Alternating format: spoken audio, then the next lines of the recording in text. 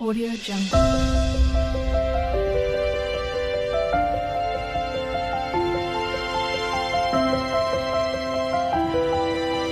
Audio Jungle.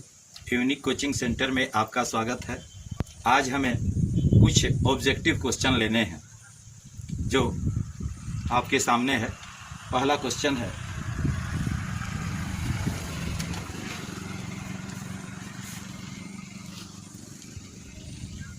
एक कण 1 metre त्रिज्या के अर्धवृत्ताकार पथ पर ए से बी तक 1 सेकंड में पहुंचती है। कण का औसत वेग क्या होगा?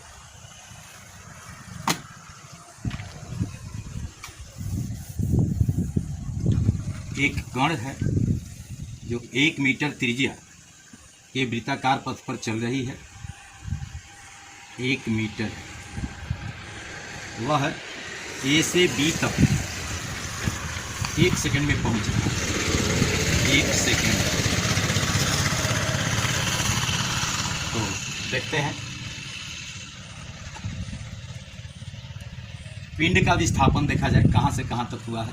पिंड ए से बी तक है, तो यह दूरी व्यास कहलाता है। व्यास बराबर 2 गुना त्रिज्या, यानी 2 × 1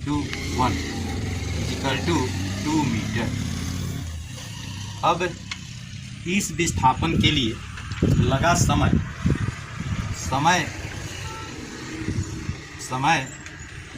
= है 1 सेकंड। तो इसमें औसत वेग हमको ज्ञात करना है। औसत वेग बराबर कुल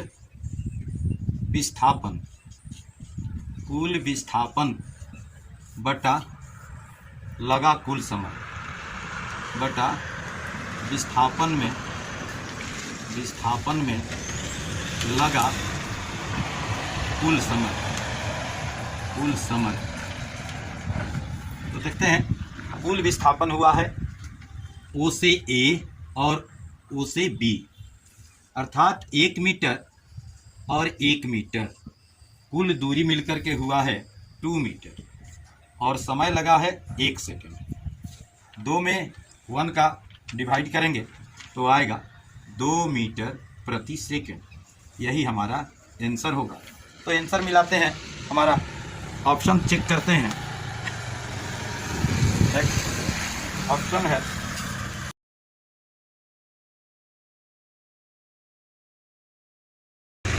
इसलिए आपका आंसर होता है बी। अब हम देखते हैं दूसरा क्वेश्चन को। दूसरा क्वेश्चन में है, एक धावक आर त्रिज्या के वृत्तीय पथ पर एक चक्कर 40 सेकंड में पूरा कर लेता है। 2 मिनट 20 सेकंड के बाद उसका विस्थापन क्या होगा? तो आइए देखते हैं। एक धावक है जो किसी वृत्ताकार पथ पर चल रहा है, जिसकी त्रिज्या r है।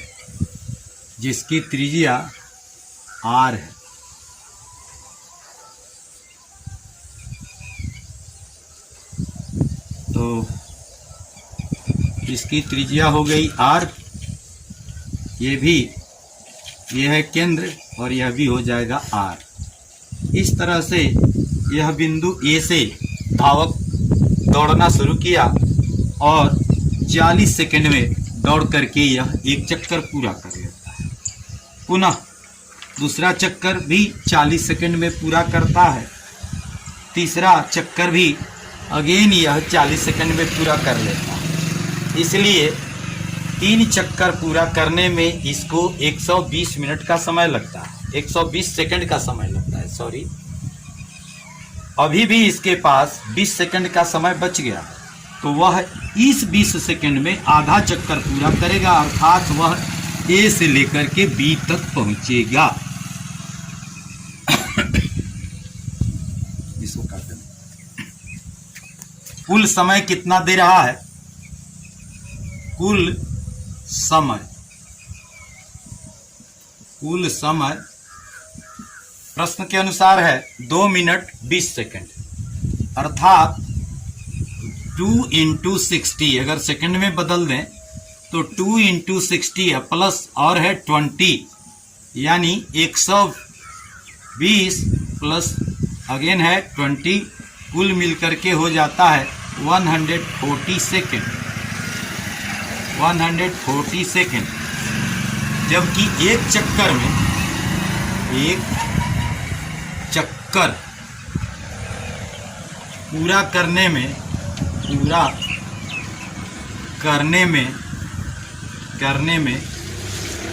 लगा समय इजिकल टू 40 सेकेंड है। 40 सेकेंड है,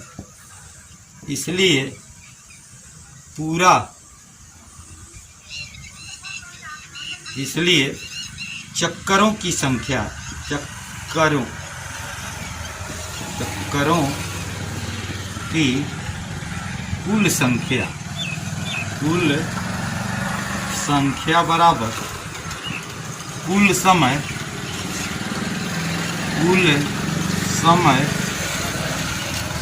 बटा एक चक्कर में लगा समय। एक चक्कर में लगा समय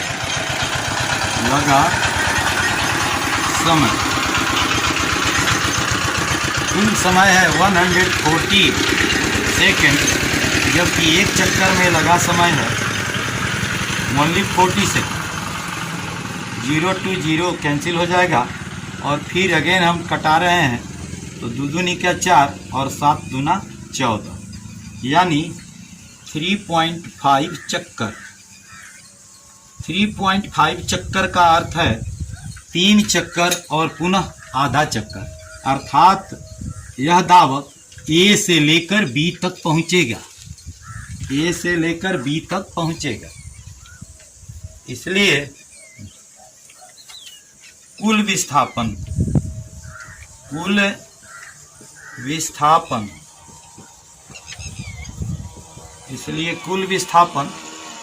इजिकल टू व्यास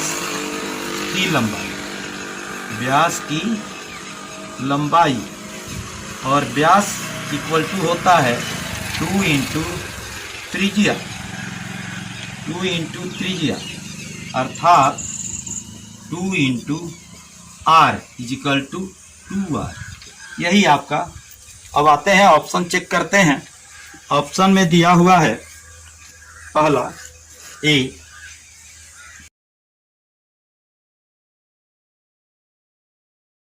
आपका आंसर 2 से। नंबर 3 है 150 मीटर लंबी ट्रेन 10 मीटर प्रति सेकंड की चाल से उत्तर दिशा में गति करती है।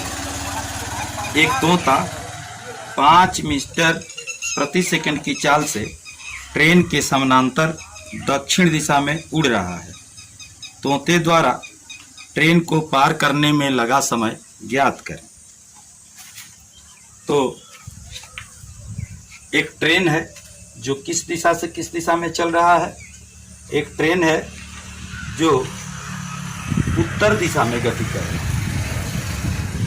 एक ट्रेन उत्तर दिशा में गति कर रहा है। किस दिशा में?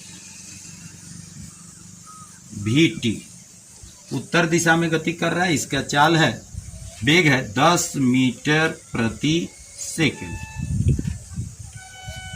इसके बाद एक तोता है जो इसी के समानांतर उड़ रहा है। उसका वेग है, तोता के लिए हम लिख रहे हैं VP, मतलब वेलोसिटी ऑफ पैरो इजिकल टू 5 मीटर प्रति सेकंड।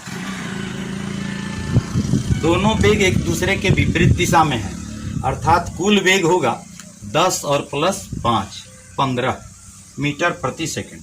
क्योंकि प्रति सेकंड ये ट्रेन जो है 10 मीटर प्रति सेकंड ऊपर चढ़ रहा है, यानी उत्तर दिशा में जा रहा है, तो दूसरे तरफ ये जो पैरोट है, तोता है, वह 5 मीटर प्रति सेकंड की रफ्तार से दक्षिण दिशा में बढ़ रहा है। तो कुल प्रति सेकंड विस्थापन हो रहा है 10 और 5 15 सेकंड। 15 मीटर। तो इस प्रकार से कुल वेग हो गया, कुल वेग is equal to Vt plus Vp is equal to हो गया 10 प्लस 5 यानी 15 मीटर प्रति सेकंड। अब 150 मीटर का ट्रेन है, तो उस ट्रेन को तोते को पार करने में लगा समय। तो देखिए, लगा समय इज इक्वल टू ट्रेन की लंबाई बटा कुल वेग।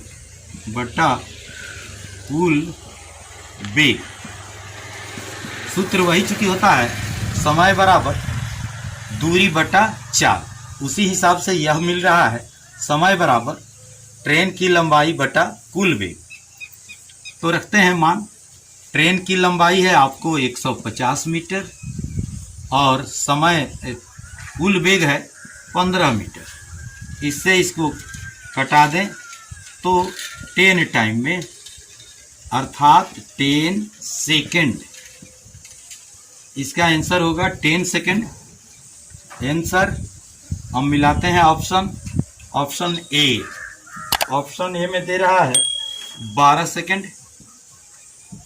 सेकेंड, जो कि नहीं पॉसिबल है, उत्तर गलत है। बी में देखते हैं, बी में दे रहा है 8 सेकेंड, यह भी उत्तर गलत है क्योंकि हमारा आ रहा है 10 सेकेंड। सी में देखते हैं, सी में आ रहा है 15 सेकेंड, यह भी उत्तर गलत है, इसलिए यह भी ऑप्शन नहीं होगा। डी में देखते हैं, डी में है 10 सेकेंड और यह हमारे उत्तर से मिल रहा है, इसलिए ऑप्शन डी सही है। एक पिंड का विस्थापन समय के घन के अनुक्रमानुपाती है, तो पिंड के त्वरण का परिमाण ज्ञात करें। एक पिंड का विस्थापन समय के घन के समानुपाती है, तो उसके लिए हमसे त्वरण का मान पूछ रहा है। आइए देखें, प्रश्न के अनुसार है, अकॉर्डिंग टू क्वेश्चन कह रहा है कि x proportional to t to the power q, अर्थात समय के घन के समानुपाती है। समानुपाती शब्द हटावें अनुक्रमानुपाती पद को, तो x इज इक्वल टू हो जाएगा k into t to the power q, जहां पर k क्या है, k समानुपाती नियतांक है। अब इसका पहले सर्वप्रथम तो हम वेग निकालेंगे। वेग होता है v is equal to dx by d t, और x के जगह पर मान है KTQ, तो वो मान रख देते हैं, तो हो जाएगा d by d T k into T Q. k constant term है, k को बाहर निकाल देते हैं, तो k d t to the power q by d t, यानी differentiation of t to the power q। सूत्र आप जानते हैं कि differentiation of x to the power n by d x is equal to होता है n into x to the power n minus. उसी आधार पर इसको लेकर के चलते हैं, हो जाता है k इंटू 3, क्योंकि यहाँ पर घात n था तो n मल्टीप्लाई हुआ था, उसी तरह से यहाँ घात है 3, तो 3 आ गया मल्टीप्लाई में, और ये हो गया 3 into t to the power, जितना घात था उसे एक कम कर लेना है, तो 3 में से एक कम करेंगे तो क्या हो जाएगा 2। तो ये हो गया v का मान। लेकिन हमसे तो पूछ रहा है त्वरण। तो चलिए त्वरण के लिए भी हम चलते हैं। ये चीज़ जान लीजिए कि v इजिकल टू होता है dx बाई dt, जबकि a इजिकल टू होता है dv by dt, dv by dt। तो इस सूत्र का उपयोग करेंगे। अभी तक तो हमने इस सूत्र का उपयोग किया था वेलोसिटी ज्ञात करने के लिए। अब त्वरण के लिए चल रहे हैं। त्वरण a इजिकल टू होता है dv बाई dt। यहाँ v का मान है d बाई डी टी और v के जगह पर मान है a into 3 into t square. तो यहाँ 3k जो है यह कांस्टेंट टर्म हुआ, तो इसको बाहर निकाल दिए 3k। अब क्या मिल गया, D T square by d T.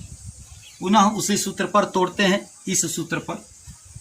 तो घात को कहाँ लाते हैं, गुना में, और एक से घात में जो था वो घात से एक कम कर देते हैं। अर्थात यहाँ पर t है तो t के एक घात कम करेंगे तो हमारे पास आएगा 3k इंटू 2, चूंकि घात 2 है, इंटू t, घात 2 है, 2 में से एक कम करेंगे तो एक आएगा, अर्थात t हम लिख सकते हैं उसके जगह पर। तो गुना होकर के क्या हो गया, 3 दूना 6 k इंटू टी। इस राशि में t है, अर्थात समय जैसे जैसे बढ़ेगा वैसे वैसे त्वरण का मान बढ़ेगा। अब देखते हैं ऑप्शन में आइए। ऑप्शन नंबर 1 समय के साथ बढ़ रहा है। ऑप्शन नंबर 1 समय के साथ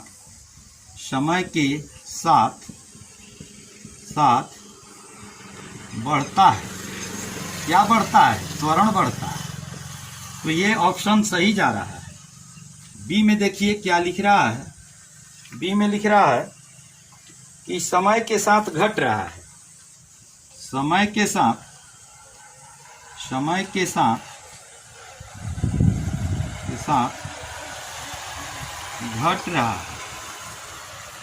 घट रहा है, जो कि एकदम गलत है, क्योंकि इसमें मल्टीप्लाई है टी का, तो टी रहेगा तो समय के साथ तो ये बढ़ रहा है। सी पर देखते हैं 0, सी में कह रहा है 0 तो तब होता जबकि टी नहीं रहता, इसलिए 0 भी नहीं होगा। यह भी आंसर गलत है। टी की तरफ चलते हैं। टी में कह रहा है अचर है, लेकिन 0 नहीं, अचर है पर 0 नहीं। यह भी आंसर गलत है, क्योंकि इसमें तो टी है तो अचर होने का सवाल ही नहीं होता।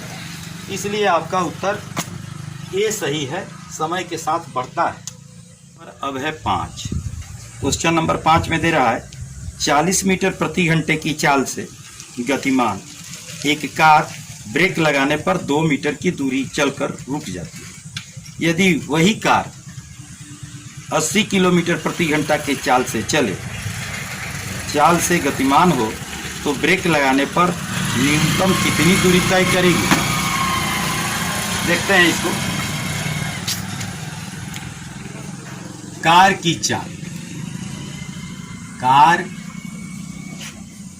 चाल बराबर है 40 किलोमीटर प्रति घंटा इजिकल टू 40 गुना 5/18। ये गुना इसलिए किए कि ताकि यह किलोमीटर प्रति घंटा से मीटर प्रति सेकंड में चेंज हो जाए। तो देखते हैं, ये कटा 10 से तो हो गया, 2 से कटाते हैं तो हो गया 20, और ये कट करके हो गया 9, यानी 100/9 मीटर प्रति सेकंड। पुनः कार की चाल, अब कार की चाल है 80 किलोमीटर प्रति घंटा। ये हो जाएगा 80 इंटू 5/18। इसको कटा दें तो ये कट करके हो जाएगा 40 और ये कट करके हो जाएगा 9। 40 बचे 200/9 मीटर प्रति सेकंड। तो ये दोनों वेग को हमने चाल को बदल दिया मीटर प्रति सेकंड में। अब पहले हालत में कह रहा है कि अवरोधन दूरी, अवरोधन दूरी ds इजिकल टू होता है v0 का स्क्वायर बटा 2a। इस सूत्र पर अगर मान रखते हैं पहले केस में तो होता है ds1 is equal to 40 into 40/9 into 9 और y में मिलेगा 2a। उसी तरह से अगर दूसरी स्थिति में गाड़ी द्वारा तय की गई ds2 हो अवरोधन दूरी, दूसरी स्थिति में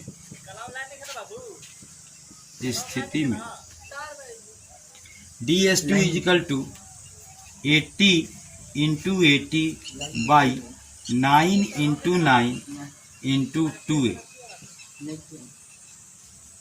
ये हो गया इक्वेशन नंबर 1 और ये हो गया इक्वेशन नंबर 2। समीकरण 1 में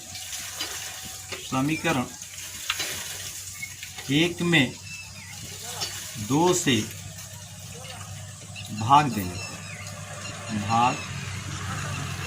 पर भाग देते रहे हैं ds1 बटा ds2 is equal to 40 into 40/9 into 9 into 2a/80 into 80/9 into 9 into 2a।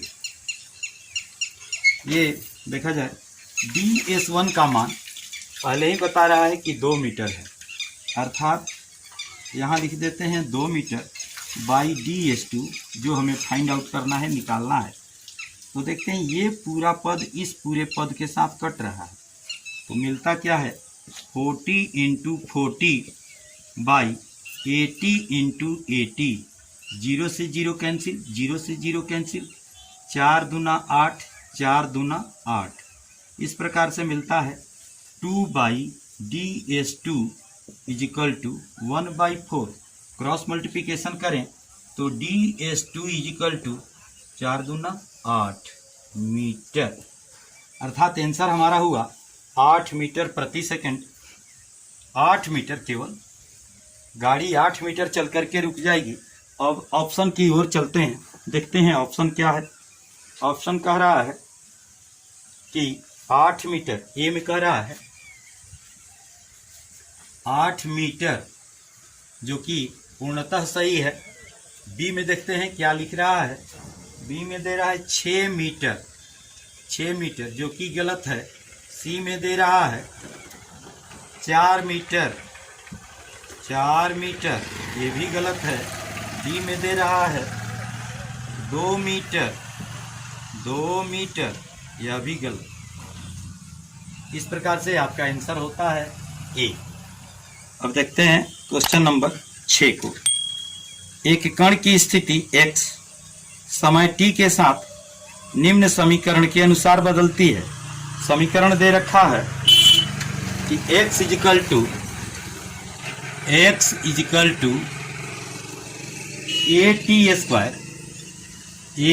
Square minus BT cube.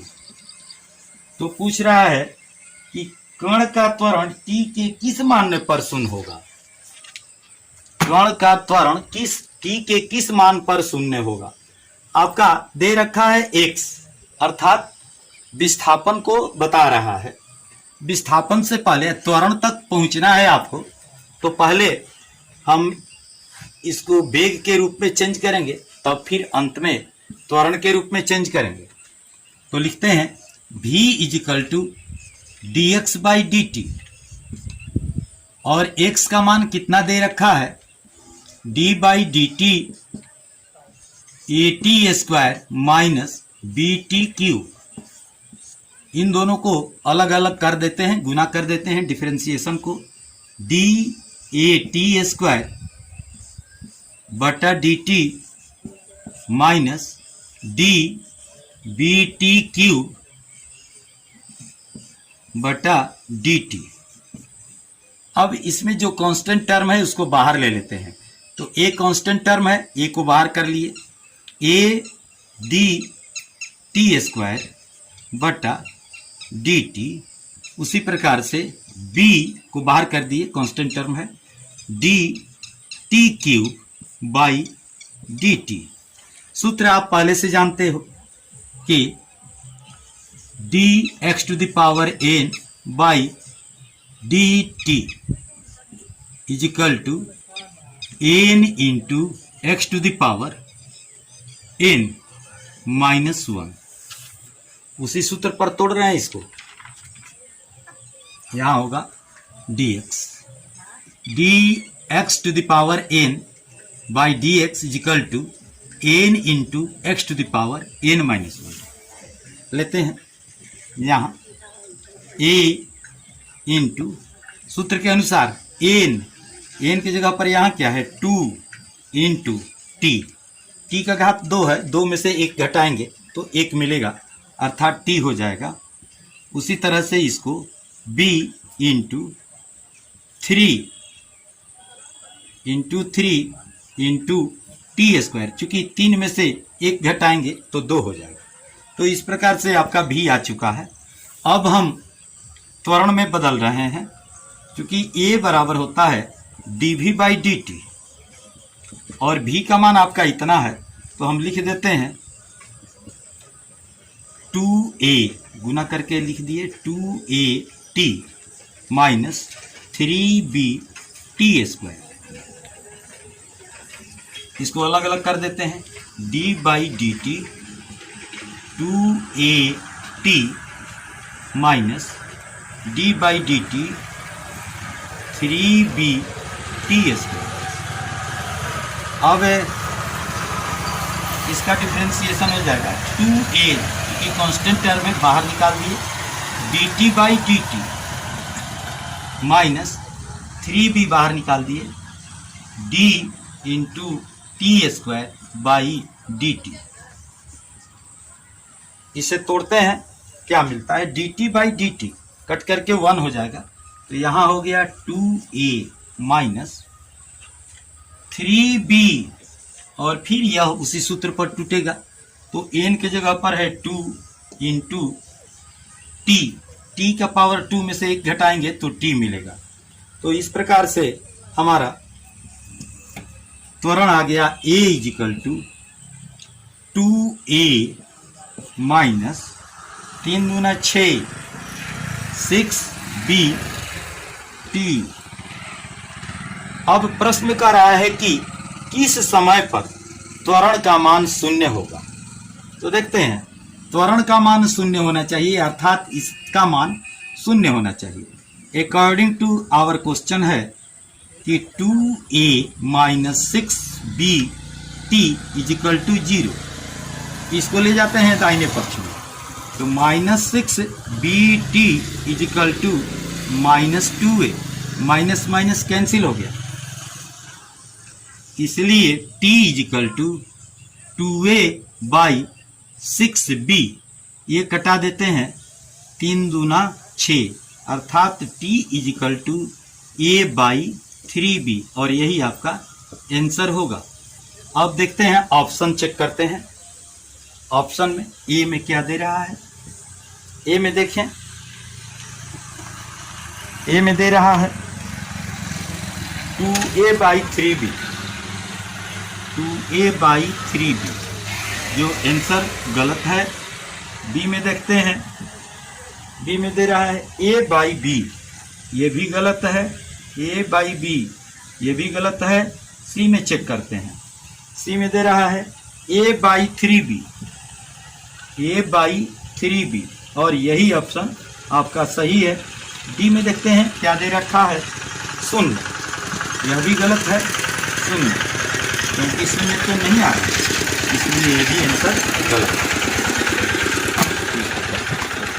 अब अगले क्वेश्चन के तरफ। एक पिंड सरल रेखा में विस्थापन समय के वर्ग के अनुक्रमानुपाती है, तो पिंड का त्वरण पूछ रहा है। एक पिंड का विस्थापन समय के वर्ग के समानुपाती है।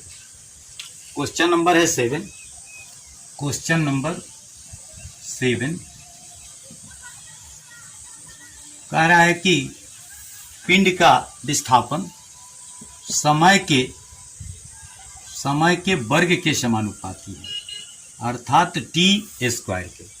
एक्स समानुपाती टी स्क्वायर, समानुपाती हटाएंगे तो x is equal to k into t square, x is equal to k into t square. अब इसको हम वेग के रूप में ले चल रहे हैं, तो वेग के लिए आपको अभी कई बार सूत्र बता चुके हैं कि v is equal to d x by d t. विस्थापन है k into t square by d t. यहाँ कॉन्स्टेंट टर्म आपको k मिल रहा है, k को बाहर निकाल दीजिए, d बाई डी टी, अंदर में है टी स्क्वायर। सूत्र आपको बार बार बोल रहे हैं कि यही सूत्र लगाइए, d x to the power n by d x is equal to n into x to the power n minus 1। उसी के तहत हम चलें तो k इंटू 2, n की जगह पर 2 है, इंटू t का घात 2 में से 1 करेंगे तो t हो जाएगा। इस प्रकार से पूरे हल होकर के 2k इंटू टी। हम तो वेग का मान ज्ञात कर लिए हैं। अब हम चलते हैं त्वरण के तरफ। त्वरण a is equal to d v by d t, ये सब मान भी है, भी। तो v के जगह पर मान है d by d T 2k into T.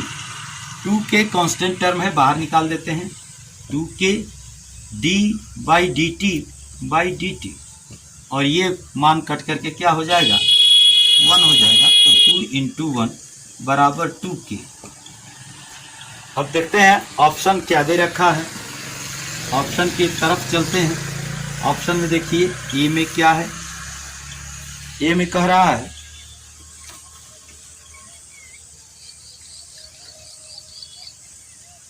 ए में बढ़ रहा है, पिंड का त्वरण बढ़ रहा है। पिंड का त्वरण बढ़ तो तब रहा था जबकि इसके साथ टी होता, लेकिन टी तो नहीं है, अर्थात समय नहीं है, तो पिंड का त्वरण बढ़ रहा है, ये गलत है। ए बढ़ रहा है, बढ़ रहा है, ऑप्शन गलत है। बी के तरफ बढ़ रहे हैं, देखते हैं बी में क्या कह रहा है, घट रहा है, ये भी गलत है, घट रहा है। घटने का कहीं तो कोई सवाल ही नहीं उठता, क्योंकि कहीं डिवाइड वगैरह नहीं है। सी इजिकल टू 0 है, 0, यह भी संभव नहीं है, क्योंकि उसमें मान आ रहा है 2k, अर्थात 0 भी संभव नहीं है। अब आंसर देखते हैं डी के तरफ। डी है नियत, नियत, नियत, चाहे समय कोई भी रहे, आपका त्वरण का मान आ रहा है जो 2k आ रहा है, जो नियत है, अर्थात आंसर आपका होगा नियत। क्वेश्चन नंबर 8, यदि किसी पिंड द्वारा चली गई दूरी s is equal to AT plus BT square, तब पिंड का त्वरण होगा, यानी पिंड का त्वरण तब ज्ञात करना है। देखते हैं s is equal to UT plus BT square दे रखा, तो हमें सर्वप्रथम वेग निकालना होगा। वेग के लिए हम सूत्र जानते हैं, v इजिकल टू ds, जहाँ डिस्प्लेसमेंट x था वहाँ x रखते थे, यहाँ s दे रखा है तो हम s लिखते हैं, ds बाई डी टी। अब चलते हैं d by d T, s का वैल्यू पुट करते हैं AT प्लस BT स्क्वायर। इसे अलग अलग तोड़ देते हैं। DAT by DT plus B plus D by DT BT square.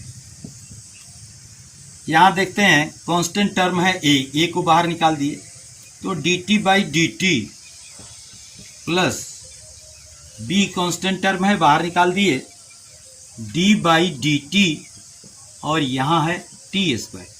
इसका सूत्र बार बार हम बता रखे हैं तो चलिए उसका उपयोग करते हुए ये हो जाएगा DT बाई DT का डिफरेंशिएशन 1 होता है तो इंटू 1 चलेगा प्लस B इंटू इसका डिफरेंशिएशन करेंगे तो 2 इंटू T होगा। कुल मिलकर के हो गया A प्लस 2BT। अब हमसे तो पूछ रहा है त्वरण, तो त्वरण की तरफ चलेंगे। त्वरण बराबर होता है acceleration is equal to dv by dt। dv का मान दे रखा है, यहाँ हम लिख देते हैं d by d T A plus 2bt। इसे अलग अलग खंडों में तोड़ देते हैं तो हो गया d by d T into A plus d by d T 2bt। यहाँ ए कांस्टेंट टर्म है। कांस्टेंट टर्म का डिफरेंशिएशन होता है 0। कांस्टेंट टर्म अगर रहे तो इसका डिफरेंशिएशन होता है 0, इसलिए उस हिसाब से इसका डिफरेंशिएशन हो गया 0। तो हम बढ़ते हैं आगे। देखिए डीए का डिफरेंशिएशन हो गया 0 प्लस यहाँ 2b कांस्टेंट टर्म है बाहर निकाल देते हैं तो क्या मिल गया dt बाई dt। तो कुल मिला 2b into 1 dt by dt का 1 हुआ, मिल गया 2b। अब ऑप्शन की तरफ चलते हैं। ऑप्शन देखते हैं ए में ऑप्शन दे रखा है a बाई बी जो पूर्णतः गलत है। बी में देखते हैं, बी में लिख रहा है 2b जो आपके ऑप्शन से नज़दीक है। आपके ऑप्शन और यह दोनों बराबर है, अर्थात आंसर आपका होगा बी। सी में देखते हैं कि क्या दे रखा है a प्लस बी जो गलत है, a प्लस बी गलत है। डी में देखते हैं दे रखा है 3a जो वो भी गलत है। इस प्रकार से हमारा ऑप्शन होता है बी। स्टेप